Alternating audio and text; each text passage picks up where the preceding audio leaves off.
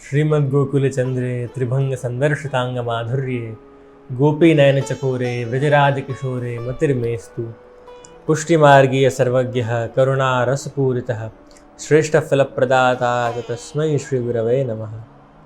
नन्दगोपभूपवंशभूषणं विदूषणं भूमिभूतिभूरिभाग्यभाजनं भयापहं धेनुर्धर्मरक्षणावतीर्णपूर्णविग्रहं नीलवारिवाहकान्तिगोकुलेशमाश्रये। વિશ્વમાં વાસ કરતા સમસ્ત હિન્દુઓને અને સવિશેષ કરીને વિશ્વની સમસ્ત વૈષ્ણવ સૃષ્ટિને દિવાળી, અન્નકૂટ અને ગુજરાતી નવવર્ષની સૌ પ્રથમ તો ખૂબ ખૂબ વધાઈ। આજ દિવાળી કો દિનની કો, આજ દિવાળી કો દિનની કો। આમ તો વર્ષમાં પ્રિયજનો ઘણા ઉત્સવો, ઘણા તહેવારો આવે છે, પણ એ બધા જ ઉત્સવો અને ત્યોહારમાં એ બધાની શિખર પર જો કોઈ ઉત્સવ કે કોઈ ત્યોહાર હોય તો એ દિવાળી અને અન્નકૂટ છે। દિવાળી આમ શબ્દની વ્યુત્પત્તિ વિશે આપણે ચર્ચા કરીએ તો મૂળ શબ્દ એ દિવાળી નથી, જે શબ્દ છે મૂળ એ છે દીપાવલી। મુખ્ય શબ્દ આ છે। દીપાવલીનો અર્થ થાય છે, જો સંસ્કૃતમાં આવલી એટલે સિરીઝ અર્થાત શ્રૃંખલા, તો દીપોની સિરીઝ, દીવડાઓની સિરીઝ અર્થાત શ્રૃંખલા એટલે દીપાવલી। પછી એનો અપભ્રંશ થતા થતા એ પછી દિવાળી થઈ ગયું છે। મુખ્ય શબ્દ છે દીપાવલી। આમ જોવા જાઓ તો દિવાળીના ઉલ્લેખ આપણને હિન્દુ સમાજના, હિન્દુ શાસ્ત્રના જે પુરાણો છે એમાં મુખ્યત્વે બે પુરાણોમાં મળે છે। એ બે કયા પુરાણો છે? એક છે પદ્મ પુરાણ અને બીજું છે સ્કંદ પુરાણ। આ બે પુરાણોમાં મુખ્ય રૂપથી આપણને દિવાળી વિષયની ચર્ચાઓ મળે છે આપણને આ બે પુરાણોમાં। આમ જોવા જઈએ પ્રિયજનો તો દિવાળી વિશે ઘણી બધી વાર્તાઓ છે। એમાંથી સૌથી પ્રથમ, સૌથી મુખ્ય અને પ્રબલ એ રામચંદ્રજી વાળી છે કે રામચંદ્રજીએ દશેરાના દિવસે રાવણનો વધ કર્યો અને આજના દિવસે આપશ્રી અયોધ્યા પાછા પધાર્યા અને આપશ્રીના સ્વાગતમાં જે અયોધ્યાવાસીઓએ જે દીપક પ્રજ્વલિત કર્યા, તો એ ભાવથી દીપાવલી મનાવવામાં આવે છે। એ મુખ્ય ભાવ છે। જોકે અમુક લોકો એમ પણ માને છે કે કૃષ્ણ ભગવાને આજે નરકાસુરનો વધ કર્યો એટલે દિવાળી છે। જેમ મેં કીધું કે આના ઘણા તમને તો આશ્ચર્ય થશે વૈષ્ણવ, પણ હિન્દુ ધર્મ સિવાય જૈનમાં, શીખમાં અને અમુક બૌદ્ધ પંથના અનુયાયીઓમાં પણ અમુક અનુયાયીઓમાં દિવાળીનો પર્વ મનાવવામાં આવે છે। જો કે એ વાત જુદી છે કે એ લોકોના રીતિ રિવાજ આદિ ભિન્ન હોય, પણ એ લોકોમાં પણ દિવાળીનો દિવસ એક ત્યોહાર તરીકે મનાવવામાં આવે છે। એટલે કેવલ હિન્દુ સમાજનું નહીં, પણ આ તો હું તો કહું કે સમસ્ત માનવીય સૃષ્ટિનો એક પર્વ છે। દીપોથી દૈદીપ્યમાન જાજ્વલ્યમાન ઘરના ઓરડાઓ, ફટાકડાઓથી ભરેલું આકાશ અને હવામાં એક સાહજિક રીતે, એક સ્વાભાવિક રીતે પથરાયેલી ફેલાયેલી ખુશી અને આનંદ એટલે દિવાળીનો દિવસ। દિવાળીનો દિવસ અર્થાત ત્યોહાર એવો છે ને કે એમાં ઉત્સાહ ઉત્પન્ન કરવો નહીં પડે, પણ સ્વતઃ ઉત્સાહ ઉત્પન્ન થઈ જાય એવો એક શિરમોર ઉત્સવમાં એક ઉત્સવ દિવાળી અન્નકૂટનો ઉત્સવ છે। શ્રી મહાપ્રભુજીએ સુબોધિનીજીની કારિકાના 10મા સ્કંદના 5મા અધ્યાયમાં એવી આજ્ઞા કરી છે કે એકમ ભગવતઃ કાર્ય બહુ અર્થાનામ ચ સાધકમ, કે ભગવાનનું એક કાર્ય ઘણા બધા અર્થોનો સાધક હોય છે। અર્થાત પ્રભુ, જો તમને ઉદાહરણ આપું કે પ્રભુએ દાન લીલા કરી તો એનો એક પ્રભુનો ઉદ્દેશ એ હતો કે વ્રજમાંથી જે દૂધ દહીં વ્રજની બહાર જતા હતા, કંસ પાસે જતા હતા, એને રોકવો, અને એની સાથે સાથે પ્રભુએ ગોપીઓનો જે ચિત્ત એમાં લાગેલું હતું એનો પણ પોતાનામાં નિરોધ કરાવ્યો। એટલે પ્રભુ કાર્ય એક કરે છે, પ્રભુ લીલા એક કરે છે, પણ એનાથી ઘણી બધી એકમ ભગવતઃ કાર્ય બહુ અર્થાનામ છે સાધક, મહાપ્રભુજી આજ્ઞા કરી કે એ ઘણા બધા કાર્યોનો સાધક થઈ જાય છે। એમ દિવાળી પણ મુખ્યત્વે રામચંદ્રજી અયોધ્યામાં પધાર્યા, પણ એ પ્રભુનું પધારવું એ એક કામ એ ઘણા બધા ત્યોહારને જન્મ આપે છે, કહેવાનું તાત્પર્ય મારું આવું છે। તો જેમ મેં આપ બધાને કીધું કે દિવાળી વિશે ઘણી ચર્ચાઓ, ઘણા દિવાળી વિશે માન્યતાઓ કેવલ હિન્દુ સમાજમાં નહીં, મેં આપ બધાને કીધું જૈનમાં, બૌદ્ધમાં, શીખમાં પણ પ્રવર્તે છે. દિવાળીના દિવસે આપ બધાને ખબર જ છે, આપણે દિયાઓ જલાવીને, ફટાકડાઓ ફોડીને જે અમાવસ્યાનો અંધકાર છે એને દૂર કરીને પ્રકાશ પાથરીએ છીએ. જો આ તો થઈ, જો એક વસ્તુ સમજજો વૈષ્ણવ આ બધા, કે અંધકાર અને પ્રકાશ હંમેશા એકબીજાના વિરોધી છે. જ્યાં અંધકાર હશે ત્યાં પ્રકાશ નથી, અને જ્યાં પ્રકાશ હશે ત્યાં અંધકારની ક્ષમતા નથી કે એ ટકી શકે. તો દિવાળીનો મુખ્ય ઉદ્દેશ્ય મારો આપ બધાને આજે એ રહેશે કે જૂના આચાર્યો, ઋષિમુનિઓ પણ જેમ અર્થ કર્યું કે અમાવસ્યાનો અંધકાર એ જાણે માયા હોય ને, અજ્ઞાન હોય ને, અને એમાં પ્રજ્વલતું, દૈદીપ્યમાન થતું, જાજ્વલ્યમાન થતું જે દીપ છે, જે દીપક છે, એ જાણે પ્રભુ હોય ને. અર્થાત જ્યાં પ્રભુ બિરાજે ત્યાં અજ્ઞાનની, દુઃખની, અર્થાત મોહની શું તાકાત કે ત્યાં આવી શકે. તો દિવાળીએ આપણે બધા શું કરીએ છીએ કે પ્રકાશ પાથરીએ છીએ, ફેલાવીએ છીએ દીપો પ્રજ્વલિત કરીને. તો ચાલો વૈષ્ણવ, આ દિવાળીએ આપણે બધા સંકલ્પ લઈએ, કેવલ બાહ્ય અંધકારનો નહીં, આ દિવાળીએ આપણે આપણો જે આંતરિક અંધકાર છે એને પણ દૂર કરીએ. આપણા અંદર રહેલો જે અંધકાર છે, જેના કારણે આપણને સમસ્ત દુઃખ, મોહ, વ્યથા, પીડા થાય છે, એ આ અંધકારનું જ કારણ છે. આ અંધકાર શું છે? આ અંધકાર છે અજ્ઞાન, આપણો મોહ, આ છે માયા. તમે કહેશો ગોવિંદ બાબા આપ જ બતાવો આ અંધકારને કેવી રીતે દૂર કરવો. આ અંધકાર અમને તો દેખાતો નથી, કેવલ અમે એનો અનુભવ કરી શકીએ છીએ. તો આનો ઉપાય કૃષ્ણ ભગવાને શ્રીમદ ભગવદ્ ગીતામાં આપ્યો કે મામેવ યે પ્રપદ્યન્તે માયામેતામ તરન્તિ, કે જે મારી શરણ આવે છે એ લોકોમાં જ એવું સામર્થ્ય રહી શકે છે કે આ માયાને એ લોકો દૂર કરી શકે. બીજો કોઈ સાધન નથી. અર્થાત પ્રભુની શરણાગતિ સિવાય, પ્રભુને તમારા હૃદયમાં પધરાવ્યા સિવાય એવો કોઈ બીજો ઉપાય નથી કે જેનાથી તમે પોતાના હૃદયનો અંધકાર, તમે પોતાના દુઃખનું નિવારણ કરી શકો. શ્વેતાશ્વતર ઉપનિષદે કહ્યું તમે ઉદિત્વા અતિ મૃત્યુમેતિ નાન્યઃ પંથા વિદ્યતે યનાય, કે પ્રભુની ભક્તિ સિવાય, પ્રભુને તમારા હૃદયમાં પધરાવ્યા સિવાય બીજો કોઈ પંથ નથી કે જેનાથી તમે એ અંધકારને દૂર કરો અને પરમાનંદની પ્રાપ્તિ કરો. તો સ્પષ્ટ વાત છે, એક જ ઉપાય કે તો એ પછી શું થશે? જ્યારે પ્રભુ તમારા હૃદયમાં પધારશે ત્યારે તો પછી આનંદ જ આનંદ, પછી તમને બીજું શું જોઈએ? જો લૌકિક વસ્તુઓ તમને છે ને સુખ આપીને પછી એ લોકોમાં એવું સામર્થ્ય નથી કે તમને પરમાનન્ટ એ સુખી કરી શકે. તો એ પરમાનન્ટ સુખી થવાનો એક ને એક માત્ર ઉપાય છે ધર્મ. ઋગ્વેદે કહ્યું તદ વિષ્ણોઃ પરમં પદમ સદા પશ્યન્તિ સૂરયઃ. જાબાલ્યોપનિષદે કહ્યું ન સ પુનરાવર્તતે, ન સ પુનરાવર્તતે. અંતિમ બ્રહ્મસૂત્રએ કહ્યું અનાવૃત્તિ શબ્દાત, અનાવૃત્તિ શબ્દાત. ભગવદ્ ગીતાનો 15મો અધ્યાય પદમ તત્ પરિમાર્ગિતવ્યમ યસ્મિન ગતા નિવર્તન્તિ ભૂયઃ. તો એટલે એ અંધકારને દૂર કરવાનો એ પ્રભુની ભક્તિ સિવાય બીજો કોઈ ઉપાય નથી. પ્રભુને તમારા હૃદયમાં પધરાવો મનથી, વચનથી અને કર્મથી. એ જ એકમાત્ર ઉપાય છે જેનાથી આપણે આપણા અંધકાર, આંતરિક અંધકારને દૂર કરીએ અને આપણા જીવનને કૃતાર્થ અને આનંદમય બનાવીએ. તો આ થયું દિવાળીનો મુખ્ય સંદેશ. જો દિવાળીનો જે પર્વ છે, જે ત્યોહાર છે, એ મુખ્યત્વે છે ને 7 દિવસ ચાલે છે. રમા એકાદશીથી શરૂ કરવામાં આવે તો અને ભાઈ દૂજ સુધી આ સમસ્ત પર્વ ચાલે છે. રમા એકાદશી, વાઘ બારસ, ધનતેરસ, રૂપ ચતુર્દશી, દિવાળી, અન્નકૂટ અને ભાઈ દૂજ, આ પ્રમાણે જે 7 દિવસો છે એ દિવાળીનું પર્વ છે. રમા એકાદશી, વાઘ બારસ આવે છે, ધનતેરસ, જો ધનની ત્રયોદશી, તેરસ એટલે ધનતેરસ. તો પુષ્ટિમાર્ગીઓ માટે સાચું ધન તો એ જ કે યહ ધન ધર્મ હિ તે પાયો, સો ધન બાર બાર ઉર અંતર પરમાનંદ વિચારે. પુષ્ટિમાર્ગીઓ માટે, આપણા માટે તો સાચું ધન આપણા પ્રભુ છે. તો એ ધનની, એ આપણા પ્રભુ, આપણા સાચા ધન છે, એ ભાવને સુદૃઢ કરવાનો દિવસ એટલે ધનતેરસ.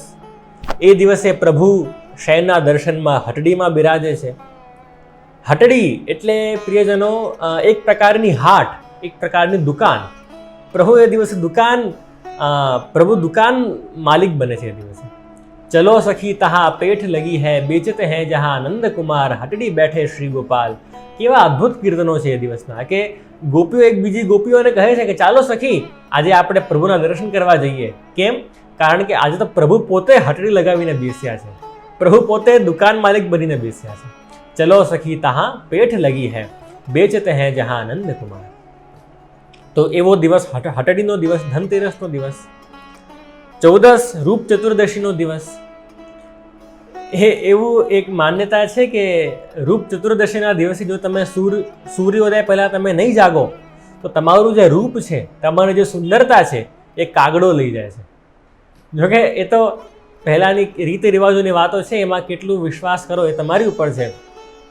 પણ મુખ્ય આની પાછળનું કારણ એ રહ્યું પ્રિયજનો કે કારણ કે દિવાળીના દિવસે, નવવર્ષના દિવસે આપણે સમાજની વચ્ચે ઘણું આવતા હોઈએ છીએ, આપણે એકબીજાને મળતા હોઈએ છીએ. તો એ સમાજની વચ્ચે આવ્યા પહેલાં એ જરૂરી છે કે આપણે પોતાની જાતને વ્યવસ્થિત કરીએ, આપણે પોતાના રૂપનું ધ્યાન રાખીએ. સમાજમાં આવો તો એમ તમે એવા જ આવી ગયા એ નહીં ચાલશે. સમાજમાં આવો તો એક વ્યવસ્થિત ઇન્ડિવિજ્યુઅલ તરીકે તમને સમાજમાં વાળ બરાબર હોવા જોઈએ, તમારું જે ચહેરો છે એ બરાબર હોવો જોઈએ. તો એ બધાની કાળજી રાખવા જાણે આ રૂપ ચતુર્દશીનો દિવસ છે. એના પછીનો દિવસ દિવાળી, ખૂબ મેં આપ બધાને એનું મહાત્મ્ય સમજાવ્યું. એના પછીનો દિવસ છે અન્નકૂટ, ગોવર્ધન પૂજા અન્નકૂટનો દિવસ. હવે જો ફરી અન્નકૂટ, જો સંસ્કૃતમાં કૂટ એટલે ટેકરો, ઢગલો, આપણે કહીએ ને માથાકૂટ થઈ ગઈ, તો એ માથાની જ્યારે કૂટ થઈ જાય, જ્યારે ઘણા બધા માથાઓ એકઠા થઈ જાય અને કાંઈ નિર્ણય નહીં લઈ શકાય, ત્યારે માથાકૂટ થઈ જાય. તો એટલે કૂટ એટલે ઢગલો.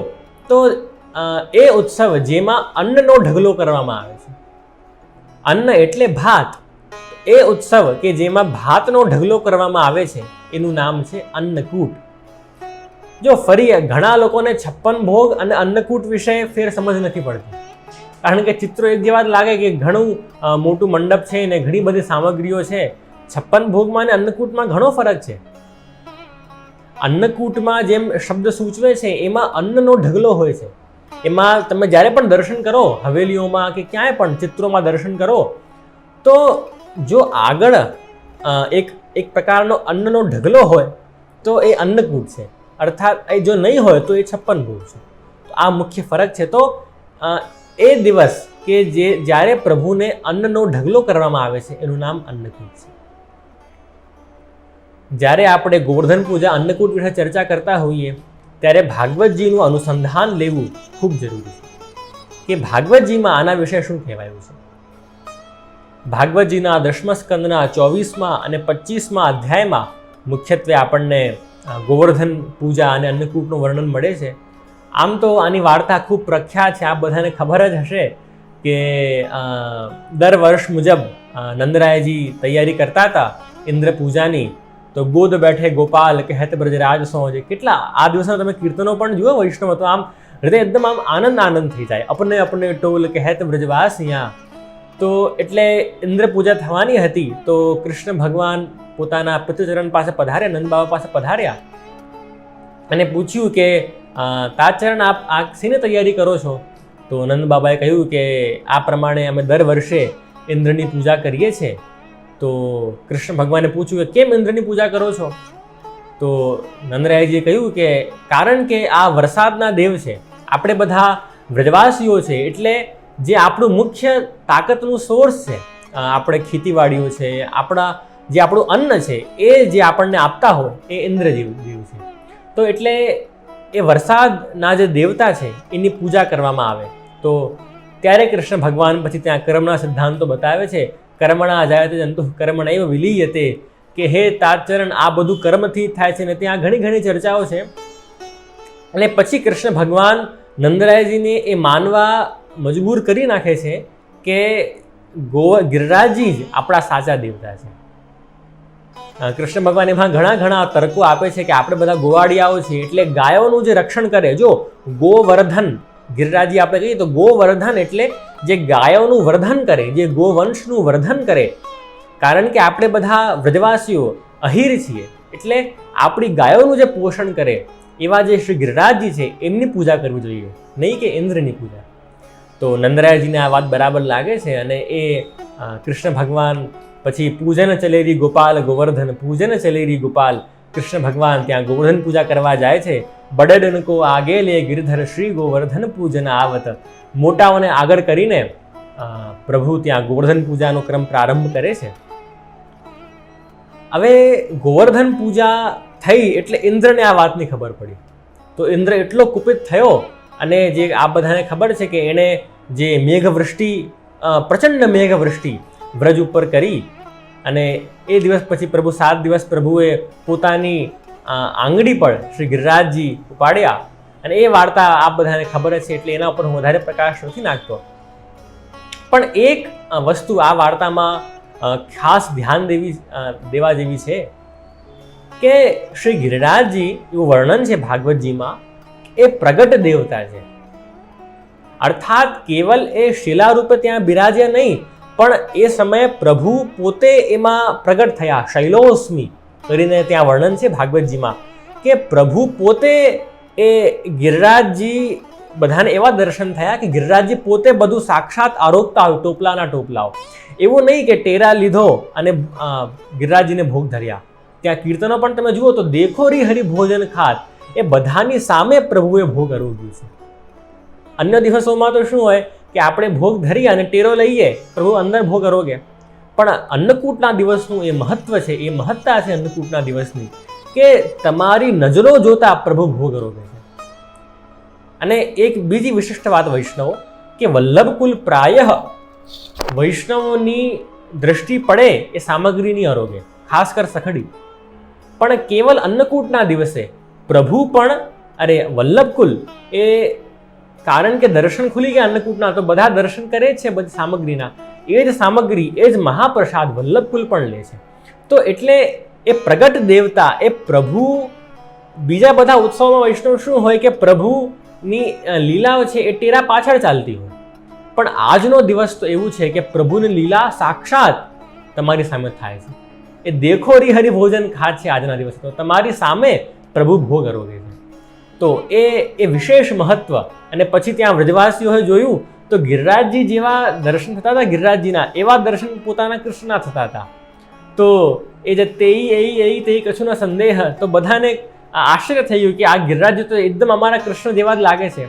તો એ જે બધી કૃષ્ણની જ લીલાઓ હતી. તો આ પ્રમાણે પ્રભુએ ગોવર્ધન પૂજા અને અન્નકૂટનો ક્રમ કર્યો. હવે આ વાર્તા પરથી વૈષ્ણવ આપણને, જે મારી મતિ પ્રમાણે આપણને 2 મુખ્ય સિદ્ધાંત પુષ્ટિ માર્ગના સમજવા મળે છે. એ કયા 2 મુખ્ય સિદ્ધાંત છે? તો પ્રથમ સિદ્ધાંત કે વૈષ્ણવે ક્યારે પણ અન્યાશ્રય નહીં કરવો. નંદ બાબા આદિને વ્રજવાસીઓને ઇન્દ્રનો આશ્રય હતો, એટલે એ ઇન્દ્રને પોતાનું સર્વસ્વ સમજતા હતા. તો એટલે એમાંથી નિવૃત્ત કરીને પ્રભુએ પોતાનામાં એ લોકોને લગાડ્યા. એટલે વૈષ્ણવ માટે પ્રથમ સિદ્ધાંત આ વાર્તામાંથી મળે છે કે વૈષ્ણવે ક્યારે અન્યાશ્રય નહીં કરવો. એટલે જો દર વર્ષે ઉત્સવ મનાય છે, તમને વિચાર આવે કે ચાલો 5000 વર્ષો પહેલા પ્રભુએ અન્નકૂટ ભોગ આરોગ્યું હશે, તો આજે પછી કેમ દર વર્ષે અન્નકૂટ કરવો આપણને? તો કારણ કે દર વર્ષે આપણને એ ભાવ આપણામાં દ્રઢ કરવો છે કે નહીં, આશ્રય કરવો છે તો આશરો તો એક જ શ્રી વલ્લભનો રાખજો. તો એ આશ્રય આપણામાં દ્રઢ કરવા દર વર્ષે આ અન્નકૂટનો ઉત્સવ મનાવવામાં આવે છે. તો જો હવે અન્યાશ્રયનો પણ એવો ટોપિક છે ને કે જેમાં ઘણા વૈષ્ણવ ગોટાળા કરતા હોય. જો અન્યાશ્રય એટલે ફરી કહીશ આપ બધાને, એવું નથી કે બીજા બધા દેવી દેવતાઓનું અપમાન કરવો છે, એવું કદાપી નહીં. વાર્તામાં તો આવ્યું કે રામચંદ્રજીને એક વૈષ્ણવે પીઠ કરી તો એને કોઢ થઈ ગયું. તો બીજાનો આદર તો હંમેશા છે, પણ એકમાં જ ચિત્તની આસક્તિ એટલી બધી છે કે બીજા બધાઓની કઈ સૂઝ જ નહીં પડે. ગોપીઓએ કહ્યું ને ઉદ્ધવજીને કે ઉધો નાહી મન 10-20, એક હતો સો ગયો શ્યામ સંગ કો આરાધે ઈશ. કે ઉદ્ધવજી અમારા 10-20 મન નથી, એક જે હતું તો શ્યામ સુંદર મથુરા લઈ ગયા. मेरो मन अनंत कहाँ सुख पावे। तो जैसे उड़ी जहाज को पंछी पुनी पुनी फिर जहाज पे आवे, सूरदासजी गाय છે કીર્તનોમાં। તો એવું ભાવ સુદૃઢ કરવા આ આજનો ઉત્સવ અન્નકૂટ અને ગોવર્ધન પૂજા મનાવવામાં આવે છે। બીજો મુખ્ય સિદ્ધાંત જે મારા પ્રમાણે આ સમસ્ત ઉત્સવ પરથી આપણને મળે છે એ છે કે વૈષ્ણવે ક્યારે પણ અહંકાર નહીં। જો અહંકાર કરશો ને એટલે તમે ગયા। આના અનુસંધાનમાં હું તમને બે ગ્રંથોનો આધાર આપું। જો બે ગ્રંથો છે, એક છે ભગવદ્ ગીતા અને બીજું છે ગોપી ગીત। ભગવદ્ ગીતાનો તમે પ્રથમ શ્લોક જુઓ કે શું છે, ધર્મક્ષેત્રે કુરુક્ષેત્રે સમવેતા યુત્સવઃ મામકઃ પાંડવાશ્ચ। આ શબ્દ પર ધ્યાન આપજો બધા। શું શબ્દ છે? મામકઃ, મારા। હવે તમે ચાલો ગોપી ગીતમાં, ગોપી ગીતનો પ્રથમ શ્લોક શું, જયતિ તે ધિકમ જન્મના વ્રતશ્રયત ઇન્દ્રા શશ્વદત્ર હિ દૈત દૃશ્યતામ દીક્ષુ તાવકઃ। તાવકઃ એટલે તમારા અને મામકઃ એટલે મારા। તો ભગવદ્ ગીતાનો પ્રારંભ શેનાથી થયું? મારા। આ મારા છે તો એનો અંત તમે જુઓ તો શું આવ્યું? ભગવદ્ ગીતાનું અંત મહાભયંકર એવો મહાભારતનું યુદ્ધ થયું। અને જ્યારે જેની શરૂઆત તમારા તારા સમર્પણથી થાય છે એનો અંત તમે જુઓ તો પરમ ફલાત્મક અને પરમ રસાત્મક એવી રાસલીલા થઈ।